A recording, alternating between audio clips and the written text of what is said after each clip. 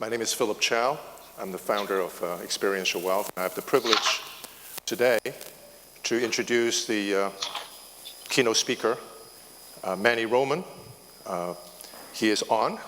Yes, I see him. And he has a tie on.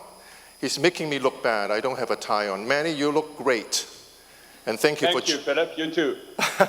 Thank you for joining us, and it's a pleasure to have the CEO of PIMCO to be a keynote. And also, I'm humbled the fact that I get to ask some questions. And we thank Manny to put up with me for the next 45 minutes or so. And since he is with PIMCO, I guess most of you today would want to know what is the PIMCO view. And the PIMCO, of course, is famous for their global macro top-down views, both from a cyclical forum standpoint as well as a secular forum standpoint, which they do annually. So, Manny, maybe the first thing to do is to ask you if you can share with us what PIMCO is thinking about the current situation and what looks like for the next 12 to 18 months. Well, thank you, Philip, and thank you for inviting me and by extension, PIMCO. I think it's fair to say we had a really shiny crystal ball 12 months ago, and a crystal ball is a little cloudy or a little broken, however you want to see it, because the reality is there's a lot more inflation than any of us expected. And if you try to rebuild a consistent narrative, you will conclude that part of it is fiscal and the various programs that the Biden administration have conducted, and then part of it is the war in Ukraine that, rightly or wrongly, none of us saw coming. And so we are now in a situation where the Fed needs to raise rates, and they will raise rates until they see significant pause in inflation. And then the question is, how far can rates go? And how bad will the inflation print be? But as all prediction, I think one has to be incredibly humble about what we see coming, because the reality is the confidence interval has to be wider, because none of us have seen a situation like this since the late 70s. And although they are parallel, we just have seen the worst bond market since 1931 or 1932. So humble pie is in order. I would also say Europe, and Philip was kind enough not to mention that I'm French. Europe is pretty bleak. You saw the German chancellor going to China and try to help German company with what can best be described as an export mission. Obviously, there's a war at the border of Europe. The energy crisis is quite crucial. So when you think of the probability of a recession in Europe and the US, you're above 60%. And it could be a fairly mild recession, but it's more likely than not that we enter into a recession. And that will be most likely the moment where Jay Powell decides to stop raising rates, and then you'll see some sense of normality in the bond market. Well, thank you for that intro. We are a little bit depressed, but we probably get even more depressed as I ask you more questions. Well, not necessarily, actually. Okay. Because I think it's always the same thing. When markets correct, the expected return goes quite a bit higher, and I think the opportunity is quite good right now. So PIMCO had a, last year, or earlier this year, we're thinking at one time, shallow and short recession. And I won't put words in your mouth, but the reason why it's shallow and short is that we are coming into this recession, or if we come into a recession, is as a created recession by raising rates. If we didn't do that, the unemployment looks great, household finance looks great, banking system looks great, and so on and so forth. So the natural way to think about it, if I understand correctly, initially is, well, gee, you know, when we are that strong, if we get knocked down, it's not going to be very severe, it's going to be shallow. And on top of that, it's probably short-lived because we're still in a pretty good environment. Well, I think that's right, but I think one of the things which I think one needs to remind people is inflation expectation and out of control inflation is extremely bad.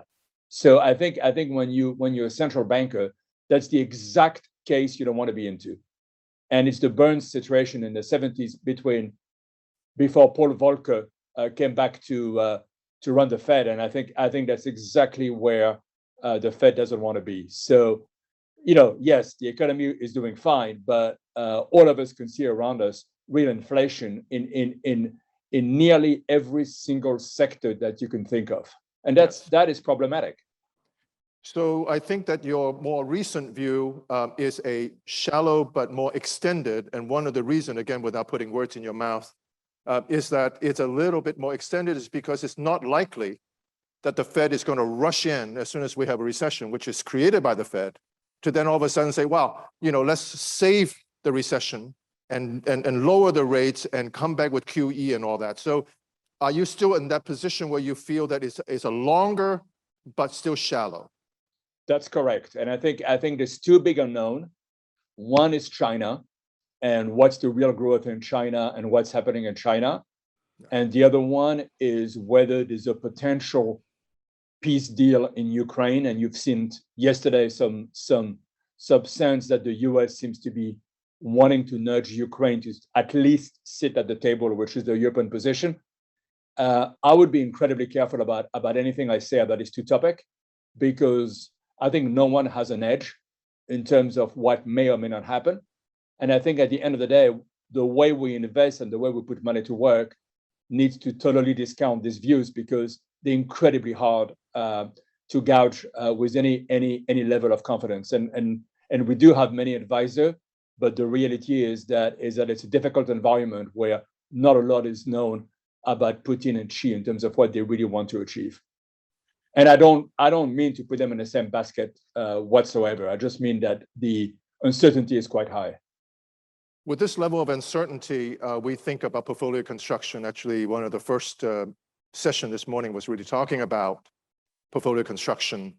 I'm of the opinion, and share with the audience if you believe that's true, that we are seeing the reversal of financial repression. For the first time, real interest rate is getting more positive. For the first time that we're rewarding savers and not just rewarding borrowers. In fact, now with the less credit, with the cost of credit much higher, that it is the savers. I mean, for goodness sakes, I can actually go out there and get a CD for 4%. I haven't seen that for many years. But bonds. Well, you probably, if you're in a high tax jurisdiction, you probably should buy T-bills instead of CD. No, sure. No, for sure. But what I'm going. Look, I think that's right. I think that's right. I think that's right, Philip. I think that's right. I think all of a sudden there's a lot of the bond market which looks quite attractive. I am blessed to live in California. The weather is great, although it's raining today, but the tax rate isn't great. And all of a sudden, the California muni bond market looks incredibly attractive. And why is that? Because the technical have been really, really bad. And all of a sudden, you see a lot of opportunity, especially as you enter a more difficult credit market. And the way I always think about it, and we had this discussion many times, Philip, is there needs to be an asset curve. You need to say, okay, short-term rates are 4.5. That's the CD that you mentioned. Then a mix of BBB and BB bond now yield 6.5 to 6.75.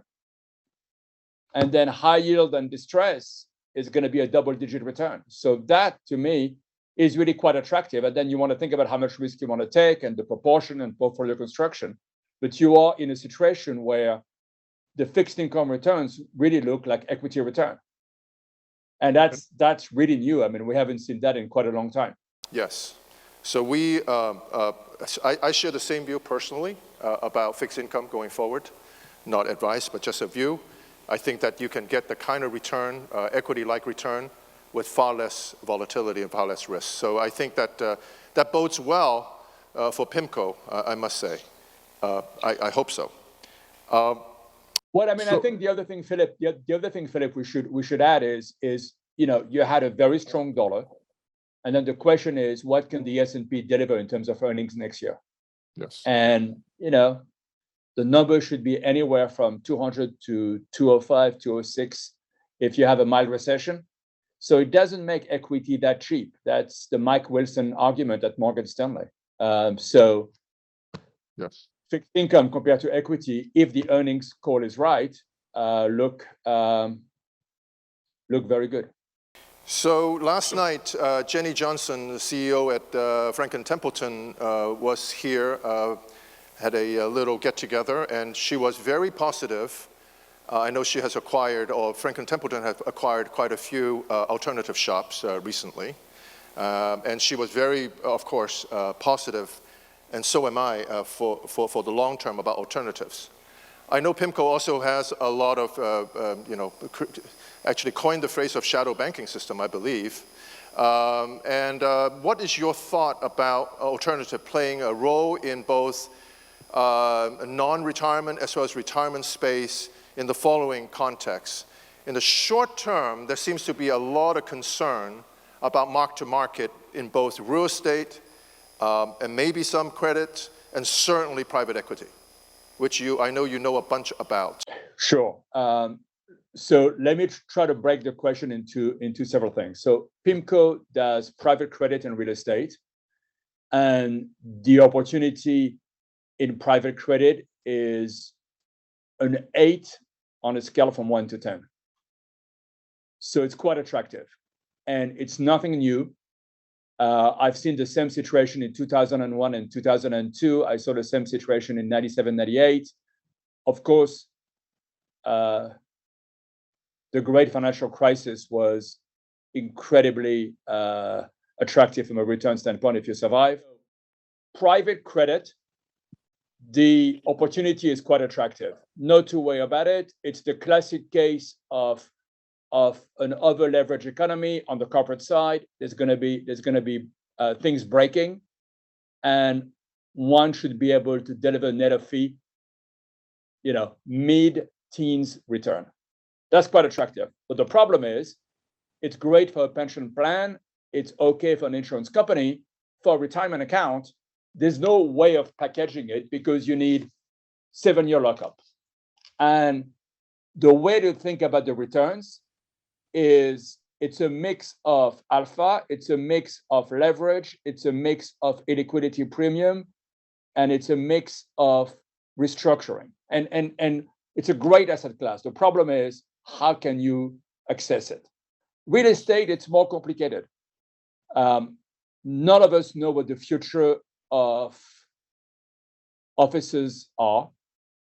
You can make a reasonably bullish case. You can also say that there are a lot of people who are leveraged, and that when it's time to refinance themselves, they're going to find the bid is a lot lower. And people have raised quite a bit of money in real estate investment trust. And at some point in time, you'll need liquidity. And I think that's a real issue. Yes. So I think there'll be great bargain to buy, but it's a little early. And I think I can see many different paths in terms of how it happens.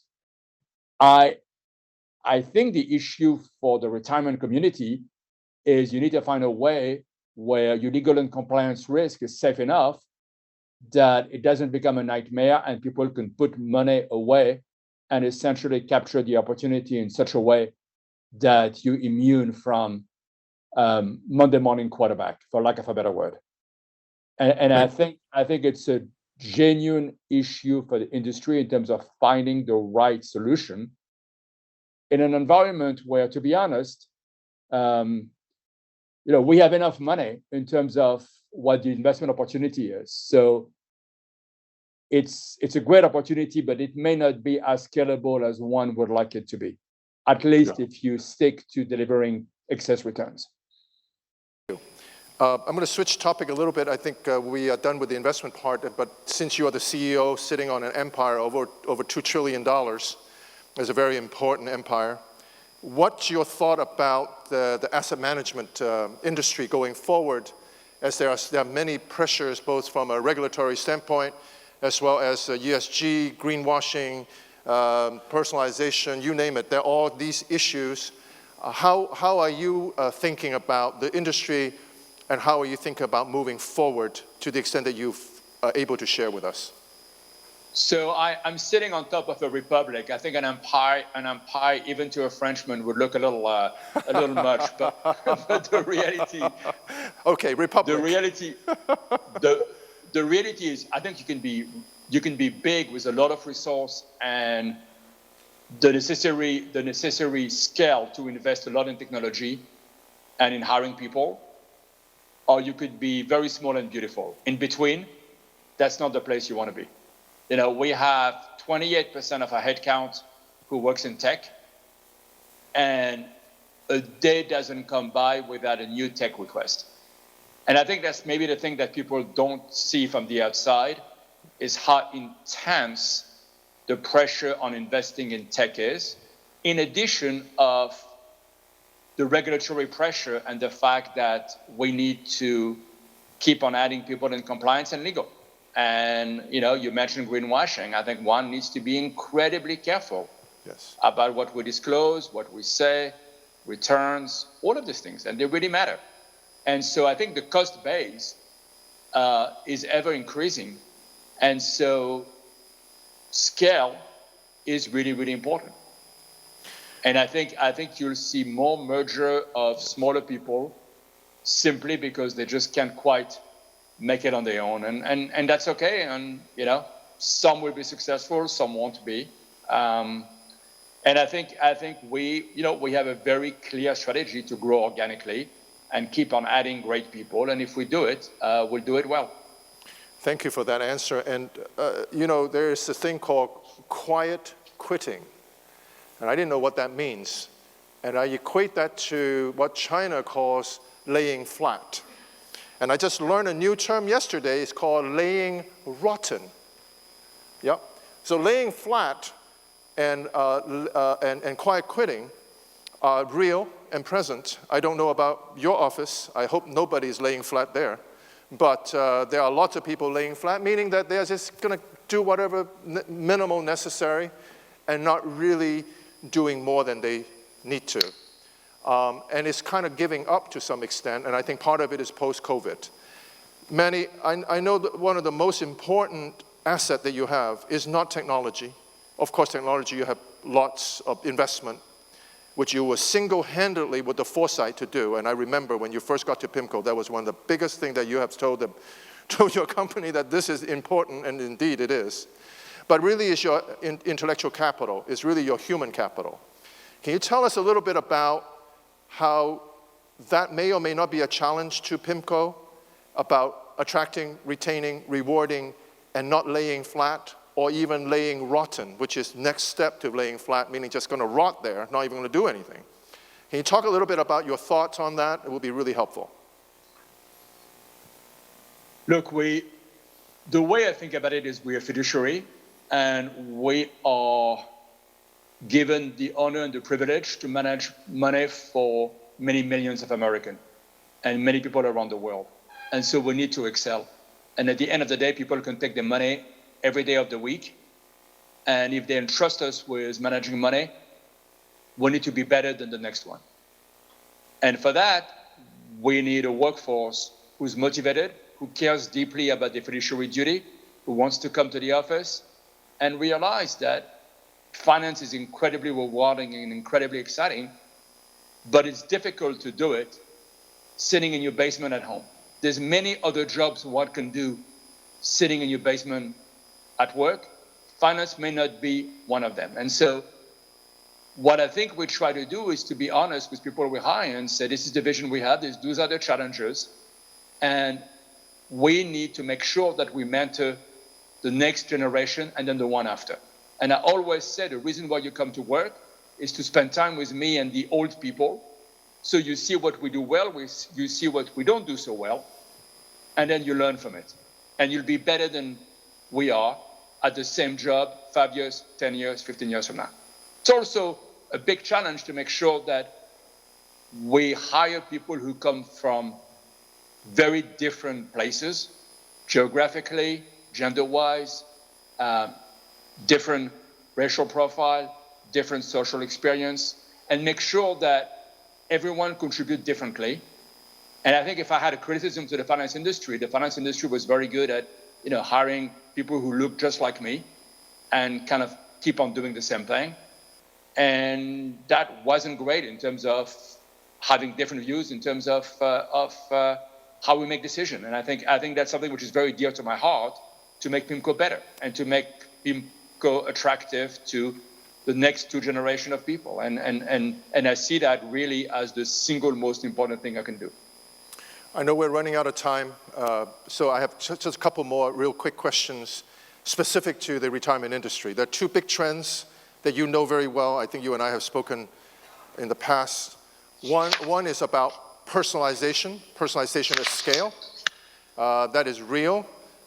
You know that, I know that, both inside the retirement plan space, outside the retirement plan space. Much of it is because technology. Much of it is because of big data. So we'd love to hear your thought on that. And the second one is that I'm not getting any younger. You are staying the same, but I'm not getting any younger. And so one day I need to exit stage right or wherever I exit, and I need to provide an income for the rest of my life. And you are a bond shop. You are very good at providing lifetime income of some form or another. How do you think about lifetime income in the retirement space, and what are some of the steps that you think may be necessary to advance that objective of helping average American workers to retire with the replacement of income that is reasonable? So let me deal with the first question. I mean, I think there's no doubt that over the next 20 or 30 years, personalization will be incredibly important. But I don't think we have any evidence that it's really there yet. And I think target date fund remains a very, very big part of the business. And I can dream of a world where we have a health data, we have a 401k, we have everything put together, and people make incredibly sophisticated decisions, or a machine learning algorithm helps them making incredibly sophisticated decisions. But we have to work before we run, and I think getting the basic right and making sure that people retire better and make good investment decisions is an incredibly important step. And as you know, Philip, Richard Thaler, who's a Nobel Prize winner and the father of behavioral economics, works for us partially. And I think avoiding stupid mistake is already a very, very big step in terms of how you build your retirement and how you think about your glide path in terms of what you want to do and what you want to achieve. And of course, the big unknown is we will live longer than the current expectation, and so everything else being equal, we will need to build longer glide path in terms of getting there. In terms of the income, all of a sudden, we have a lot of solutions. And I think that people need to look holistically at the asset and think through what to do. And unfortunately, there's many Americans who don't have the luxury of thinking about these things and are one paycheck away from severe financial difficulty. But for the rest of the population, you need to include real estate, for example. You need to include 401k. You need to think about the taxable consequences. You need to think about what the number of kids and all of these things. And I think people will do a better and better job. And I think one should be able to provide something like a 6 or 7% return over the business cycle, and there'll be volatility, and people need to understand what the volatility is, and need to understand that it needs to be rebalanced, and think that you shouldn't be all in cash when equity goes down, because at the end of the day you're not going to make the money back. All of these things, which to all of us are incredibly obvious, will make the situation much better, and people need to be clear about capital preservation, about what matters, about the risk, about how to think holistically about markets and get to the other side. And I think that will be something where collectively everyone in this room and us will be happy to find better and better solution. And I think that's quite exciting. And one doesn't have to, everyone knows how big the baby boomers egg nest is, and how people will need to think about that very carefully. So it sounds like a complicated journey, if I may ask, It sounds like it is something that one may need advice, to have somebody guide them. And it sounds like there is no one single solution for everybody. And I think that's correct. And I think the need for advice, and of course, I'm preaching to the choir here, but advice is really, really important. And I think people are willing to pay for this. And you see that in the IFA market, you see this in retirement. People need advice because for most of the people, their main objective is not to be expert in retirement or in money management. And I think impartial advice is important, and I think getting people to a better place is important too. So with that thought, I feel that I still have a job for a while to continue to give advice. So thank you, Mr. Roman, for that response. Philip, I'm delighted. I'm delighted you have a job for the time being. I'm delighted I have a job for the time being. And then when I don't have a job, I don't look like you, I will apply a job at your office so that we don't all look the same. Thank you. And we have 14 minutes exactly left. I don't want to dominate all the questions. And I know we have covered significant ground, both from our global macro, economic, investing, personalization, laying flat, laying rotten, all the other stuff. So any questions from the audience, I'd love to pick you out and maybe have Mr. Roman answer the question. And a question that I had, you were talking about a smaller recession, but for a longer period of time, and the Fed ultimately coming to the point where something breaks and then they don't have to raise rates anymore. So do you think that that's a point where risk assets actually rally? I mean, obviously, predicting the future is difficult to do, but I'm curious whether you think markets will take the same trajectory as the real economy, or whether we could actually see some upside. Well, I think you'll see some upside at some point in time. Look, I think it's an asymmetric risk function, right? We have a big CPI number on Thursday, and it's very clear that none of us knows what it is. Everyone has an estimate, but the incentive function for the Fed is very straightforward. Jay Powell wants to be in a history book as the man who broke the back of inflation. The end. So as long as we don't see prolonged slowdown in inflation, they will keep on raising rate. If it means the economy breaks, it will break. If it means the economy breaks badly, it will break badly. There's no other textbook. Now, you could say there's another textbook, which is fiscal. The other way to slow down the economy is to raise taxes. But I think we know that's not going to happen, or at least it's unlikely to happen. And so we have this dialectic where the equity market will most likely anticipate the slowdown in inflation. It tends to be that equity starts going up 9 months before the end of a recession. Whether that happens now, 3 months from now, 6 months from now, it's hard to tell. It's hard to tell. And if we have a machine learning algorithm who basically look at every transcript of the 500 companies that constitute the S&P 500, and you see the words coming again and again in terms of worrying, inflation, concern. You talk to CFO of large company, they are concerned.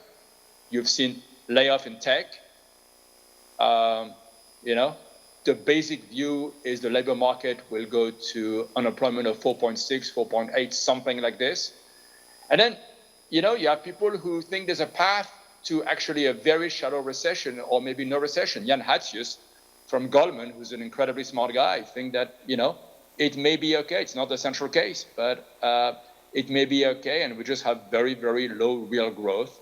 And we sort of come back at the end of it, fine. And at the end of the day, I think incredible humility is needed. What I do think is, rates around where they are, I don't know what the perfect moment to buy them, but they offer pretty good value. Equity with the S&P at 3,300, 3,400 probably look pretty cheap to me.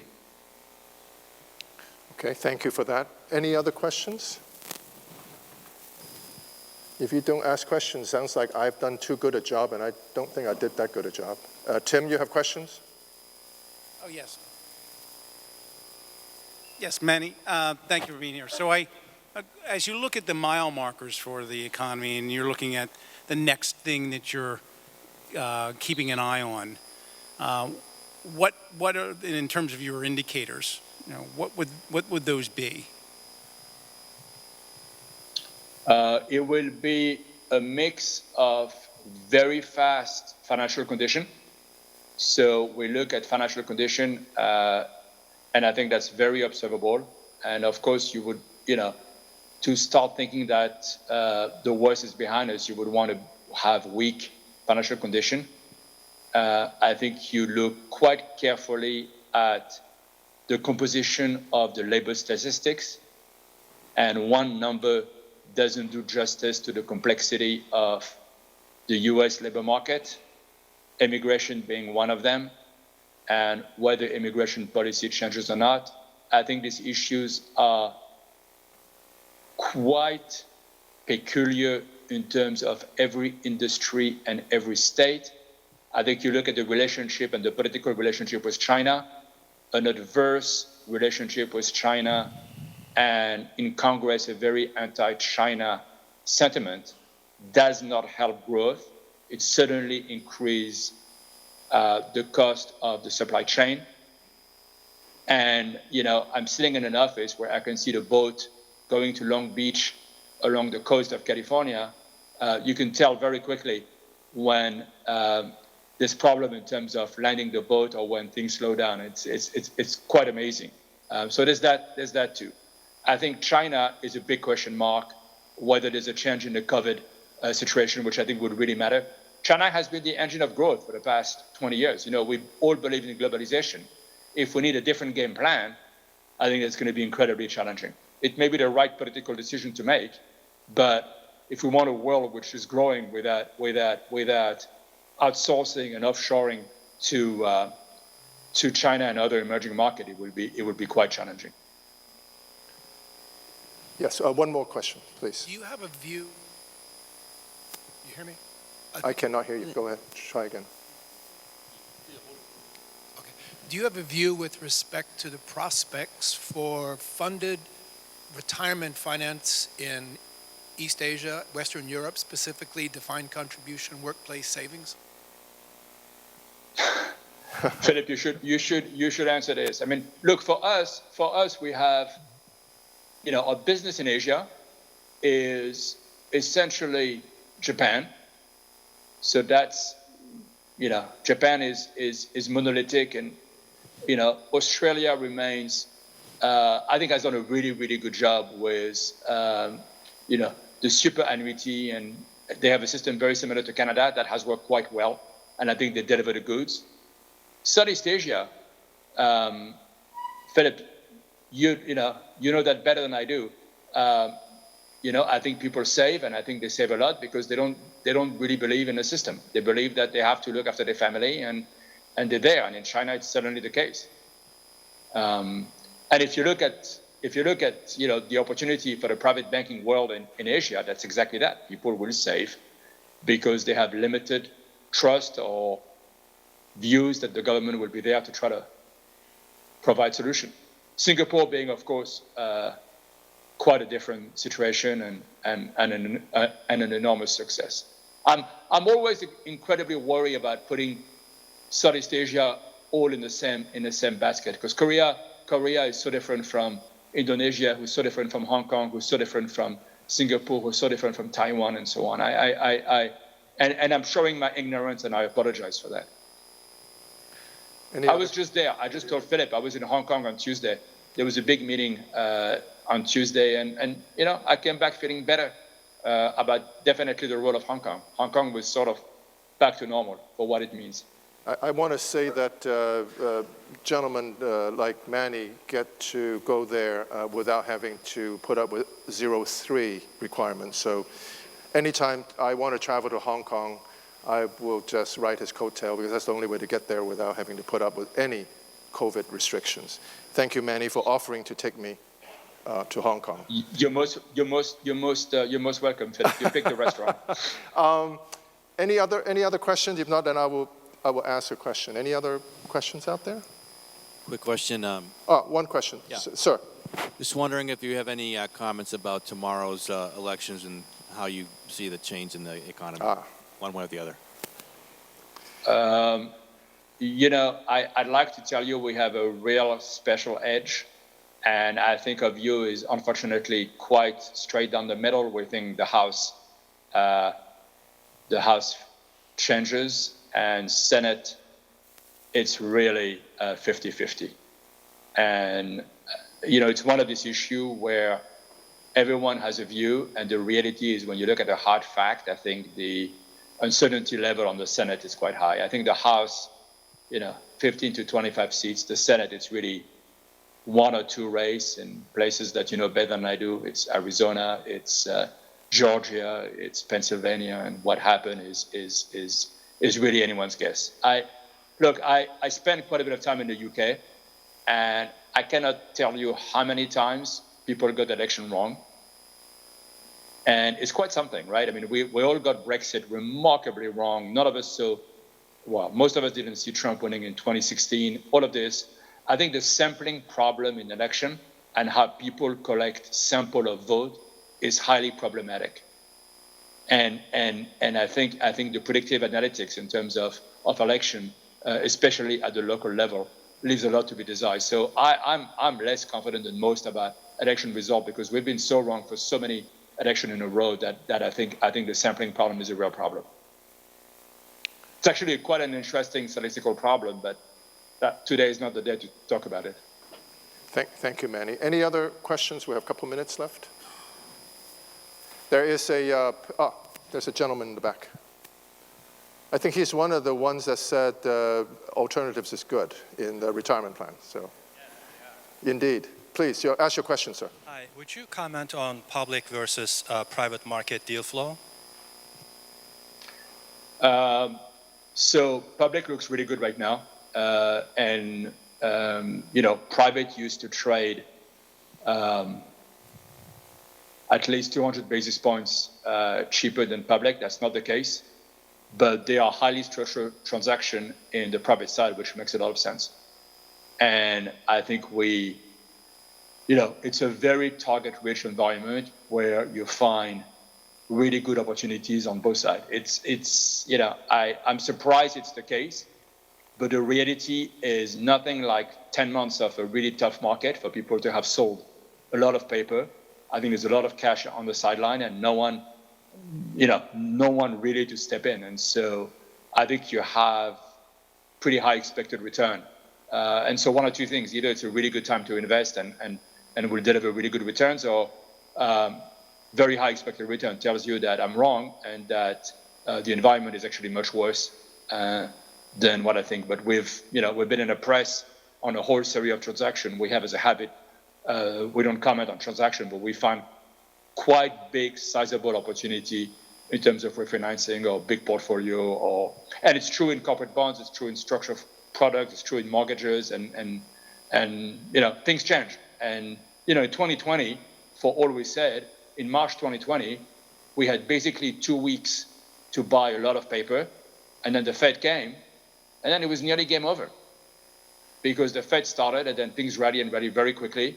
So it's also a real question of how much money you can put to work and whether actually you can size the opportunity and find the right paper to buy. And I think we're seeing this environment right now.